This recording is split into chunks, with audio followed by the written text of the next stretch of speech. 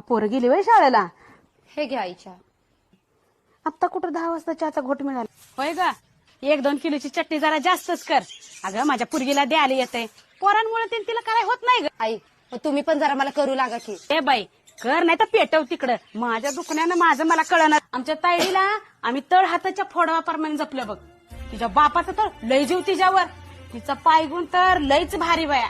हिथं होती तरी बी भरभराट, तिथं गेली तिथं बी भरभराट. हा बोल की बाळा. सारिका, माझं लेखन जावा यायला लागलं. ती किलोभर मटण आणून चांगला भेद कर जेवणाचा. हा तिच्या हातचं खाऊन तिला कंटाळा आलेला असते ग. आणि इकडे कांदा मी चिरते. आणि इकडे आई हा ताडे एक मिनिट थांबा. मी 4 दिवस माहेरी जाऊन येऊ काय? अहो इथलं घरातलं कोण करणार काम सगळी?